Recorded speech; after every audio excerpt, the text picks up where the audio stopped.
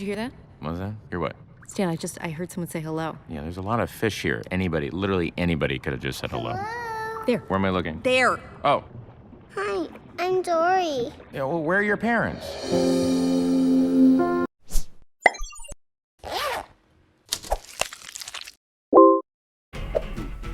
Pixar struggled with sequels in the past. Aside from Toy Story, other sequels fell well short of originals. Finding Dory and its quiet, unimaginative title turned out to be a pleasant surprise, really. Nemo partially owed its global success to this super fun and super blue friend with short-term memory loss called Dory. I suffer from short-term memory loss. Remembery loss. Remembery loss. Fish with a remembery loss. How cool is that? Dory being a star of the next film was inevitable, and it took quite a long time to find her story. Story itself is nothing spectacular. It could have been far less repetitive, but it was clearly and cleverly built on fast-paced chase, recipe that rarely fails. Andrew Stanton, creative behind both Dory and Nemo, kept it really simple. There are several themes that run throughout the film: value of family, overcoming limits placed on us, beauty of the ocean, and concerns for its future. But story is less important here. Them, my mom, my dad. I have a family. The film has a lot to say about family. I'm not always fond of the schmaltzy Disney type fare, but this film uses it to highlight its themes of friendship and how friends are family also. It really took me back to the primary emotions of a good kids movie. We were glad Dory was reunited with her parents in the end, but then began to miss the friends she left behind. When Dory realised that her friends were also family, it was a realisation the audience shared. We would get to see them again. The film connected with how feelings grow between friends when they share with one another, a good theme for a family film. There was a lot of controversy around the brief appearance of what may have been a lesbian couple at the marine world. What the reviewers have overlooked is Bailey, the beluga whale, who is the closest the film gets to a gay character. He has the quality of a confirmed bachelor, constantly seeking assurances from his visually impaired female friend, who he in turn helps, without expecting anything in return. Pixar guys did what they really do best, giving us these fabulous animated creatures with wit and soul, and honesty that children deserve. Look at the brilliant octopus Hank and its chameleon abilities, sort of James Bond of Pacific. What struck me though was his determination to remain in captivity. It makes you contemplate whether ocean is becoming inhospitable and dangerous place to be.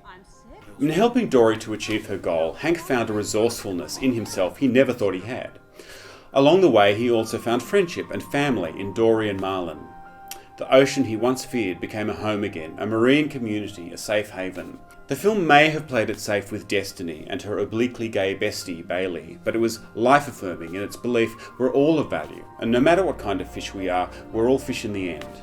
And then there is this, Marine Life Institute where Dory was born, sanctuary that claims to heal sick specimens before sending them back to nature. Instead of that, allowing kids to basically abuse live animals and turn them into toys. I don't want to be touched! That was quite a funny scene. Welcome to the Marine Life Institute. Please join us as we explore the wonders of the Pacific Ocean and the amazing life it holds within. For adults, the presence of Sigourney Weaver was a real hoot. Her voice at the Marine Sanctuary called to mind celebrity causes and their proliferation in popular culture. This ironically connected the issue of marine ecology back to a real-world context. This moment was definitely for the adults in the audience. It was also a shining moment for Ellen DeGeneres as Dory. Ellen's sense of humour really shone through in that moment and caused me a good belly laugh. Andrew, some aspects of the film were overly exploited. Dory's struggle with disability and this romanticized picture or image of family life. But this is a kid's film, and in a way there is nothing wrong with repeating stuff a few more times if necessary. Yeah.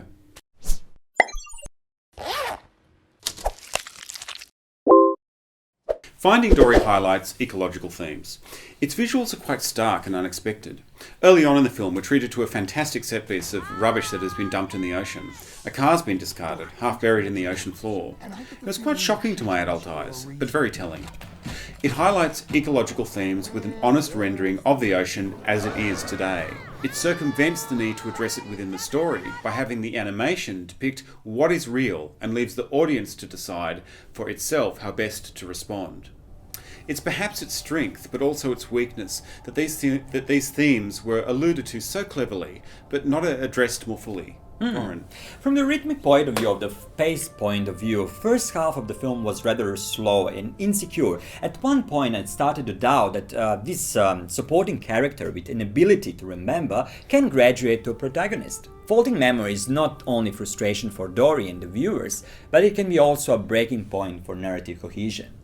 And there were moments in the film where this was about to happen, but luckily, Dory has very selective memory loss. And after she went through head trauma, she was finally able to connect the dots and move forward.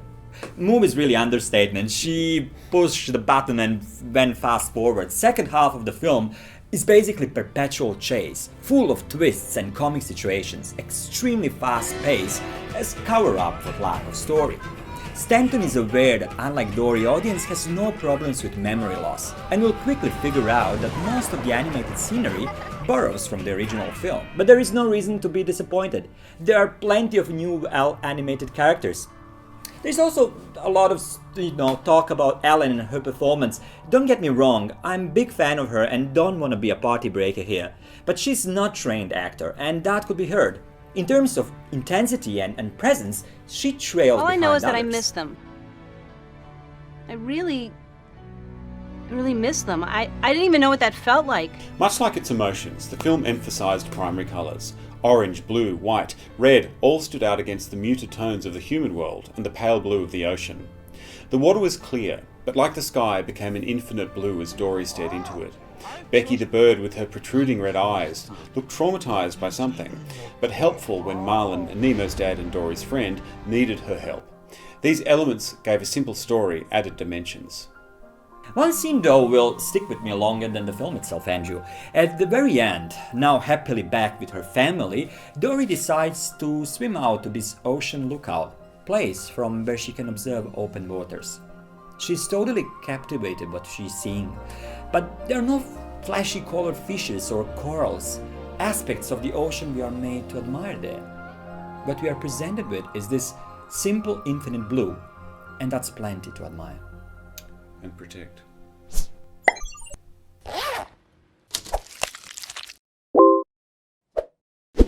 Andrew, Thomas Newman, heavyweight among film composers with astonishing 13 Academy nominations but not a single win, is a firm contender for the next Oscar ceremony in my opinion. The melodies written for this one aren't as memorable as those of the original, but Newman deserves respect for trying to avoid good old habit of recycling original score. What do you think?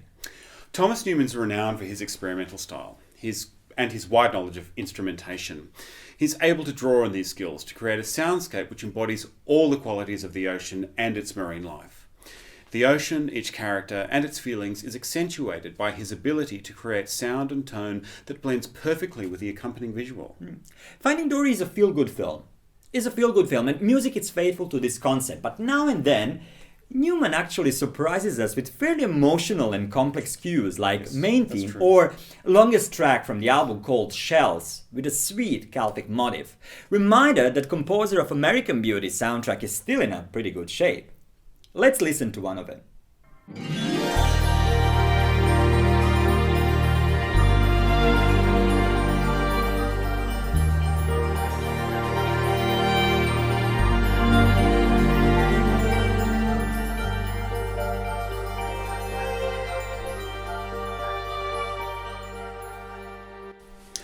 Gentle piano riffs are repeated through the film at moments when the characters are at their most vulnerable. Newman gives the audience melodic cues to indicate where the characters are on their emotional journey. His music works in tandem with the dialogue, underscoring the vocal work with sympathetic shifts in tone and melody. Newman uses instrumentation to emphasise character and mood. He helps us get to know the personality of our friends. For example, Destiny the whale shark is heralded with a foreboding blast of horns and a rippling bass drum, followed by strings that express the relief we as an audience feel after fearing for Dory's safety. While the pacing of the script can be a little slow and the action sequences occasionally slightly awkward, the music never lets us down and creates a sense of cohesion. It holds together the more flyaway elements of the film. At a time when writing music for film is becoming more and more of an avenue for self-promotion for upcoming mainstream music composers, Newman is a dedicated and prolific film worker. He's a film worker. He turns film frames into sheet music. That's his job. He rarely goes beyond that task. His music has no ambition to transcend a story, and tunes don't work independently or outside the film. That's probably one of the reasons why he still lacks that big award in his cabinet. And to be honest, I'm not sure that Dory will change that. I'm not so sure, because he works well within the film's expectations, and he supports the essence of the film well with his compositions, I think. Nomination is certain. Definitely possible, yeah.